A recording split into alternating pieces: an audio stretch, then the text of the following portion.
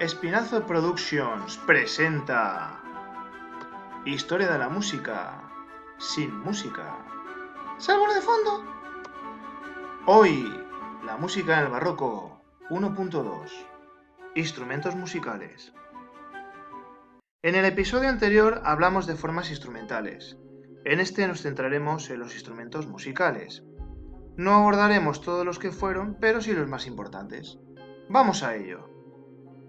En primer lugar, cabe mencionar aquellos instrumentos afines a las cuerdas, tanto los de cuerda frotada como los de cuerda pulsada y parte de los instrumentos de teclado. Más tarde nos referiremos a los de viento. Y hasta se aludirá a las construcciones de todos ellos. En 1620, el compositor y teórico alemán Michel Praetorius publicó una guía ilustrada de instrumentos musicales titulada Teatro de Instrumentos.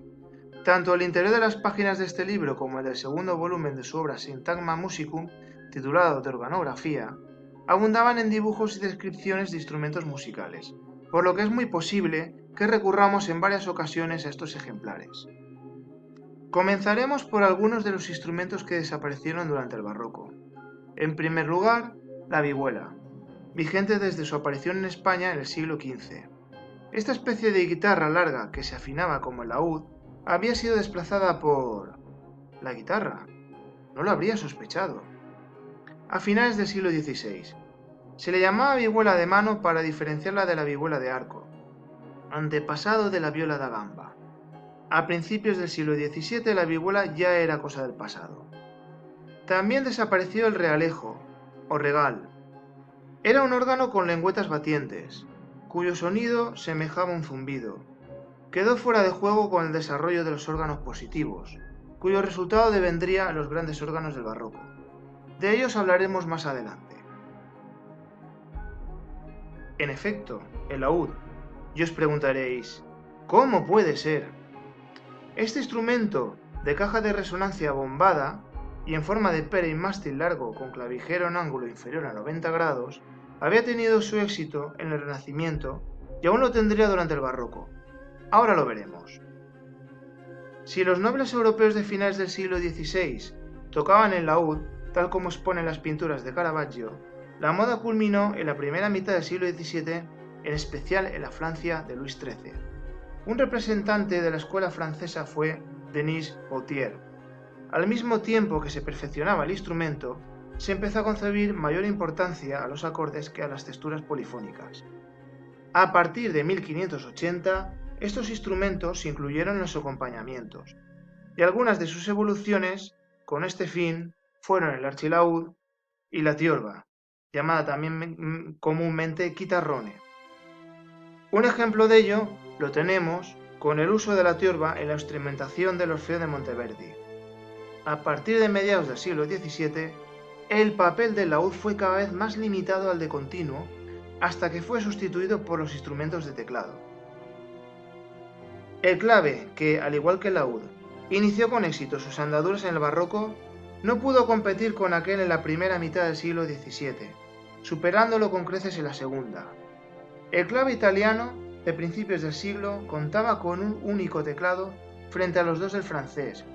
En cualquier caso, gozó de fama, además de por su función acompañante, por su capacidad de exprimir la música a través de la ejecución de distintas voces cuando el barroco tomó estos derroteros, tal como ejemplificó Bach en el clave bien temperado. Como alternativa a la fuerza y al brillo del clavicordio y a la expresividad del clavicémbalo, Bartolomeo Cristofori creó en 1698 el fortepiano, luego pianoforte, instrumento desarrollado a posteriori y que ya sabemos cómo acabó con Jerry Lee Lewis. Y para finalizar con la cuerda pulsada, ¿cuál fue el instrumento de mayor éxito en el barroco? Sin duda, la guitarra, sustituta del laúd en la práctica amateur. La guitarra barroca, cuya tapa trasera se hallaba ligeramente arqueada hacia afuera, contaba con 5 cuerdas vocales. Fue modificándose hasta establecerse la guitarra española, de 6 cuerdas simples, a finales del siglo XVIII. En cuanto a lo concerniente a la cuerda frotada, se estableció una clara diferencia entre las violas da braccio y las violas da gamba, estas últimas instrumentos de cuerda que se apoyaban en las rodillas.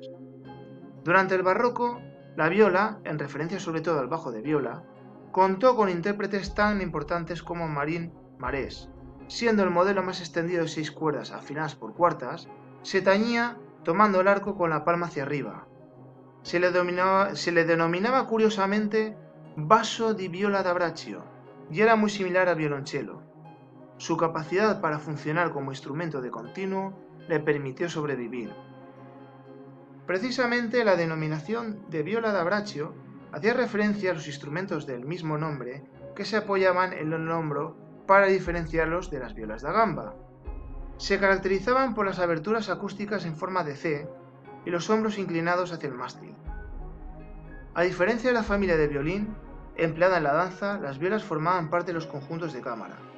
Con la aparición de la orquesta en el siglo XVII, las violas fueron reemplazadas de forma gradual por los violines. Un rasgo característico que diferenciaba estos últimos de las violas barrocas consistía en las dos aberturas acústicas con forma de F en la tapa armónica. La evolución posterior permitió el predominio del violón soprano, aunque el denominado piccolo ha hecho las delicias de determinados instrumentistas más modernos. En definitiva, y para dar por zanjado el asunto, podemos establecer 3 diferencias principales entre el violín y la viola. La viola arde más tiempo. La viola contiene más cerveza. Se puede afinar el violín. Que me perdonen los violinistas por el chiste.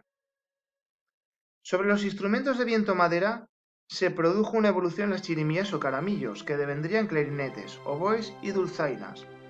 Junto con el oboe, pasaron a la posteridad el fagot, similar a entonces en boga basanelo, y el corno inglés. Instrumentos con cierta similitud entre ellos eran el flageolet, el clarinete y la flauta de pico. La flauta travesera o traverso, en uso desde épocas anteriores, lograría en el siglo XVIII anteponerse a la de pico con figuras como Quanz. Entre los instrumentos de viento metal, la familia de las trompetas, característica por el uso de varas hasta finales del siglo XVIII, cuando se construyeron las primeras trompetas de llaves, antecedentes de las de pistones, supuso una inspiración natural para la aparición del sacabuche, el antecesor del trombón. Por cierto, sacabuche significa en francés algo así como saca y mete. La vara, por supuesto. Los órganos que, como se comentó con anterioridad, sustituyeron definitivamente a los realejos, tuvieron una gran evolución durante el barroco. Desde la ampliación del teclado con Girolamo Frescobaldi, a principios del siglo XVII, hasta el construido en Hamburgo por Art Schnitger en 1693, se produjo una transformación hacia instrumentos de enormes dimensiones con mecanismos muy elaborados que permitieron sacar partido interpretativo y compositivo a músicos como Johann Sebastian Bach. Como se deduce de lo expuesto, el barroco incentivó la mejora de los instrumentos tanto en la práctica de los mismos como en su construcción. Fueron importantes los luthiers. Bueno, quizás unos antepasados de los que hoy conocemos. El término procede del latín lud, laúd, y del alemán lautmacher, laudero, aunque en principio se dedicaron a construir instrumentos de cuerda, laúdes, arpas, violas, acabaron acaparando el resto de instrumentos musicales. La construcción de los instrumentos dependía en buena medida de un lugar idóneo con recursos naturales, así como de las familias de tradición y renombre en el oficio. En el siglo XVII, determinadas ciudades italianas y constructores como los Ruckers ejercieron su hegemonía en la producción de la familia del clave. Constructores significativos de violines en el barroco fueron Stradivari, Guarnieri, Amati y Steiner. Aunque los violines de los dos últimos eran menos costosos y más populares, los violines de los dos primeros, menos abombados y con mayor calidad de sonido, fueron favorecidos a finales del siglo XVIII. Con esto cerramos definitivamente el capítulo dedicado a la música instrumental del barroco. Hasta aquí el vídeo de hoy. No olvides agradecer mi labor, es decir, pulgar hacia arriba y todo lo demás. Nos vemos en próximos vídeos.